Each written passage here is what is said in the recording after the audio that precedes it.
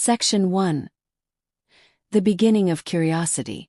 The story begins in a quiet town, where life was simple and routine. Among the many young faces at the local college, one student stood out. He was known not just for his intelligence but also for his discipline and maturity beyond his age. Unlike many of his classmates, who often joked around or wasted time, he carried himself with seriousness. His dream was clear: to secure a good future, make his family proud, and step out of the shadow of ordinary life. His name was whispered with respect among teachers. He was the kind of student who arrived early, sat in the front row, and listened carefully to every word. He wasn't the loudest or the most popular, but his calm confidence made him noticeable. One day, as he walked into his literature class, his eyes met the teacher's. She was not like the others. There was something magnetic about her. Her presence alone was enough to silence the noisy class. She was in her early 30s, graceful, confident, and admired by many students. Her teaching style was engaging, her voice soothing, and her words carried both authority and warmth. To the young student, she seemed almost unreal, like someone out of a dream. But behind her composed exterior, she carried a hidden story. At home, her marriage was falling apart. She lived with a husband who had grown distant over the years. The spark of love that once existed had dimmed into routine and indifference. She longed to feel appreciated, to be seen not just as a teacher or a wife, but as a woman who still had emotions, desires, and dreams. Perhaps that was why she noticed him. Among a classroom full of students, she saw how different he was. His dedication reminded her of the passion she once had in her younger years. His quiet admiration made her feel valued in a way she hadn't felt in a long time. It began innocently. After class, she would stop him and ask questions about his ambitions, encouraging him to work harder. At first, it was purely academic.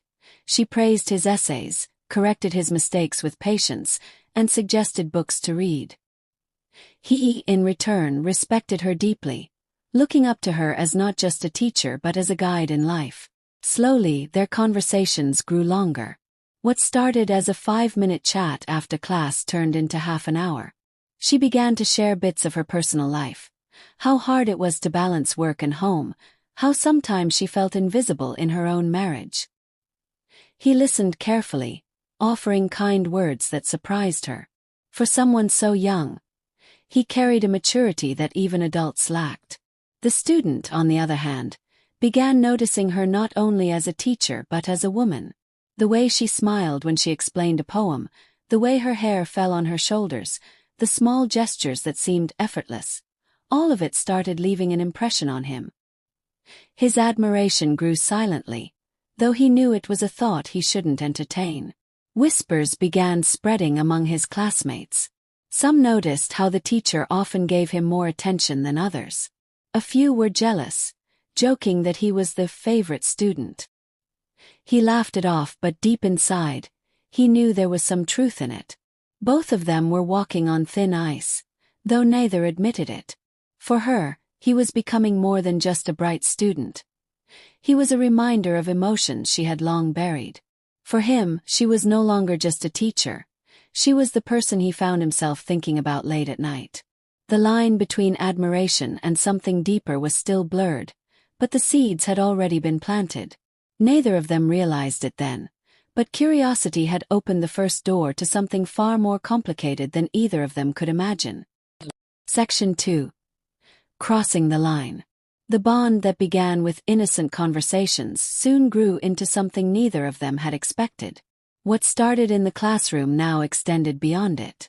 The teacher often found herself waiting for him after lectures, giving excuses to talk longer. Sometimes it was about books, sometimes about his future, and sometimes about nothing in particular, just a reason to be near him. One evening, as the sun dipped low, painting the sky orange, she asked him to stay after class. She wanted to discuss his project, or at least that's what she told herself. As the classroom emptied, silence filled the air. She sat across from him, her eyes soft, her voice unusually gentle. For the first time, she shared something she had never spoken about with any student. She told him how lonely her marriage had become, how she often felt like she was living with a stranger under the same roof.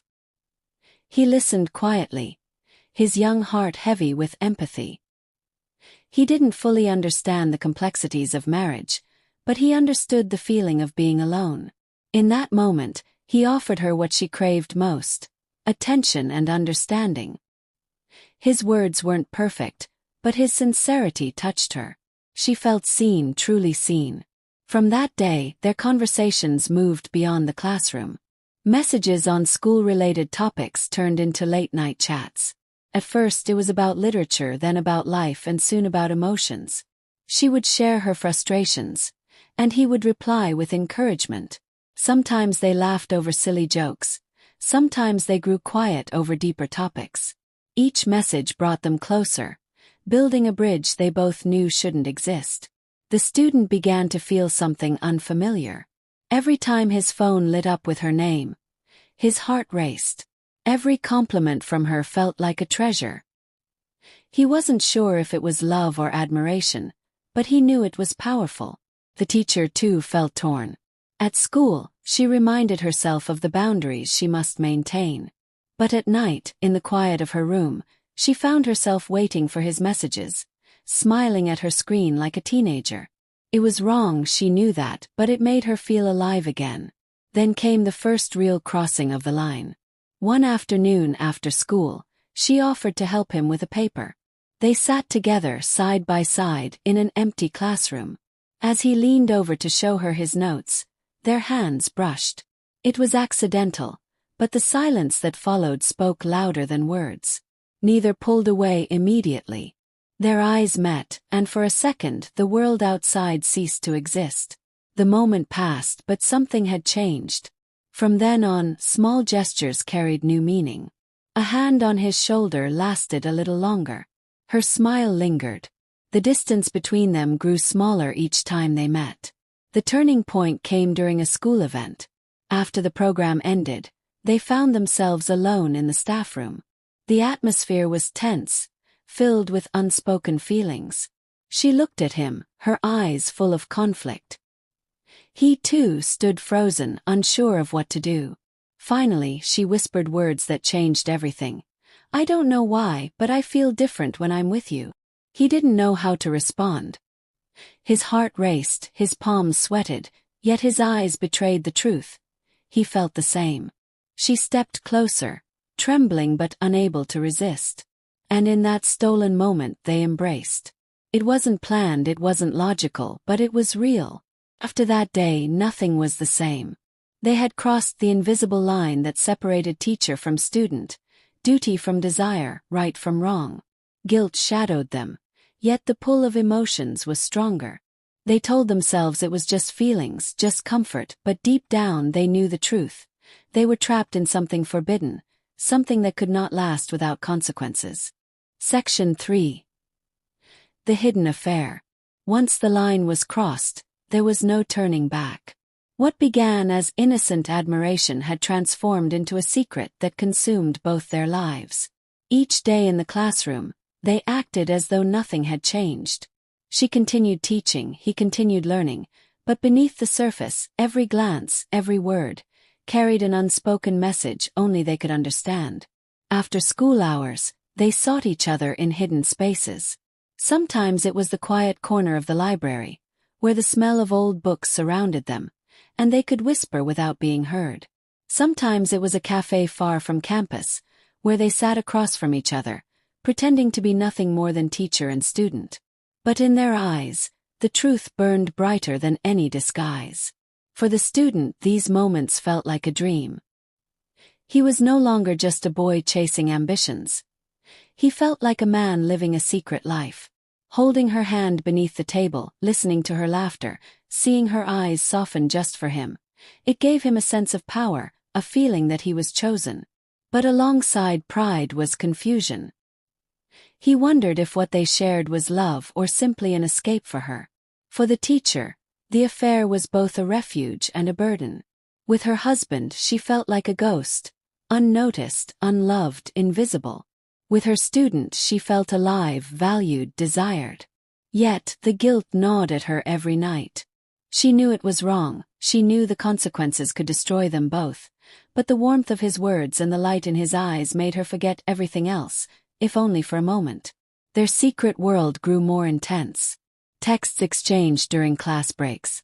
Excuses to keep him after lectures. Stolen glances across the room when no one was watching. Each encounter only deepened their dependence on each other. But with passion came risk. Rumors began to spread more boldly among students. Some noticed how often she called on him in class, how she smiled at him differently, how he always seemed to linger after the bell rang. At first, the whispers were nothing more than gossip, but gossip has a way of growing. Her husband, too, began sensing the change. He noticed her late evenings, the glow in her eyes when she looked at her phone, the sudden excuses about schoolwork. He didn't have proof, but suspicion took root. Questions turned into arguments, and arguments turned into silence at home. The student also felt the weight of secrecy. He carried the burden of hiding something so huge from his friends, his parents, and even himself. At times he would lie awake at night, questioning whether he was doing the right thing.